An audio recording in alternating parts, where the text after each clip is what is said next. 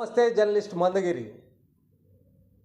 రాత్రి జరిగిన ఉత్కంఠమైన T20 దక్షిణాఫ్రికాపై భారత్ ఘన విజయంతో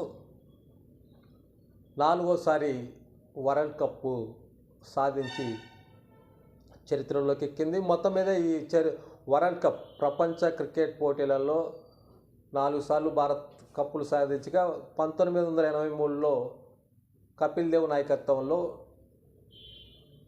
వన్డే క్రికెట్లో తొలిసారిగా 1983లో కప్ సాధించింది.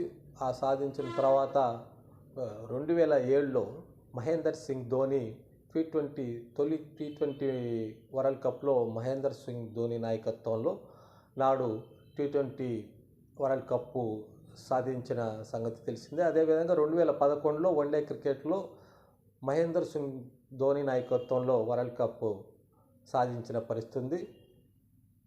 కాకపోతే గత 6 నెలల క్రితం జరిగిన వరల్డ్ కప్లో రోహిత్ శర్మ నాయకత్వంలో వరల్డ్ కప్ భారత్లో జరిగిన నేపథ్యంలో ఫైనల్కి వెళ్ళి గెలుస్తారు అనే అంచనాల్లో భారీగా ఉన్న నేపథ్యంలో ఒక్కసారిగా అంచనాలు భిన్నంగా ఫైనల్లో ఓటమి చవి చూడటంతో మరోసారి కప్పు చేతికి వస్తా అనే పరిస్థితి నుంచి ఓటమి తీసుకువెళ్తూ కప్పు ఛేదనలో నిరాశ చెందారు భారత ప్రజలు.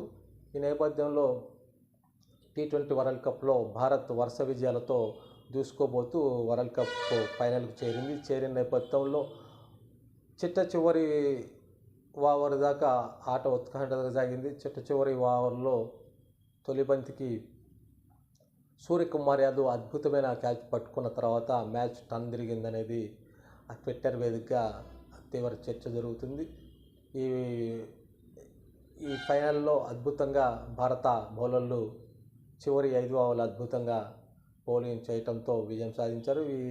ఈ మ్యాచ్లో కింగ్ విరాట్ కోహ్లీ అద్భుతంగా ఒకవైపు వికెట్లు పడుతున్న తనదైన శైలిలో బ్యాట్ను ఝూలించి 70 పరుగులు పైచిలుకులు రాబట్టాడు. మొత్తం మీద ఈ ఫలితం ఈ విజయం భారత ప్రజలకు అంకితం చేశారు. మొత్తం మీద క్రికెట్లో 4 వరల్డ్ కప్పులు సాధించిన పరిస్థితి మనకు కనపడుతుంది. మొత్తం మీద 2 T20 2 వన్డే ఇంటర్నేషనల్ పోటీలలో మనం ఇప్పటి వరకు కప్పులు సాధించాం. మొత్తం మీద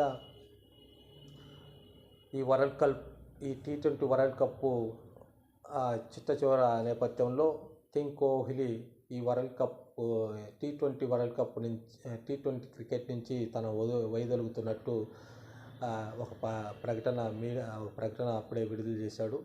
మొత్తం మీద అనేక మంది సీనియర్ క్రికెటర్లంతా ఇంకా T20 నుంచి గుడ్ బై చెప్పే పరిస్థితి నెలకొంది. మొత్తం మీద భారత్లో ఉజ్వలమైన యువత ఉన్న నేపథ్యంలో అనేక క్రికెట్లో IPL వచ్చిన నేపథ్యంలో అనేక మంది యువ క్రికెటర్లు భారత్కి సేవలు అందించే దిశగా ఉన్నారు. మొత్తం మీద ఈ విజయంతో భారత్ గత 6 నెలల క్రితం జరిగిన ఓటమి తర్వాత ఈ విజయం భారత ప్రజలకు కిక్కినిచ్చిందని చెప్పాలి. ఈ విజయానికి స్వాగతిస్తూ భారత ప్రధానమంత్రి నరేంద్ర మోడీ, తర్వాత భారత పార్లమెంటు ప్రతిపక్ష నాయకుడు రాహుల్ గాంధీ, అఖిలేష్ యాదవ్తో పాటు ఆంధ్రప్రదేశ్ మాజీ ముఖ్యమంత్రి వైఎస్ జగన్మోహన్ రెడ్డి, ముఖ్యమంత్రి చంద్రబాబు నాయుడు, అనేక రాష్ట్రాల ముఖ్యమంత్రులు, మాజీ ముఖ్యమంత్రులు, కేంద్ర మంత్రులు ఈ విజయాన్ని స్వాగతిస్తూ ట్విట్టర్ వేదిక ద్వారా తమ హర్షాన్ని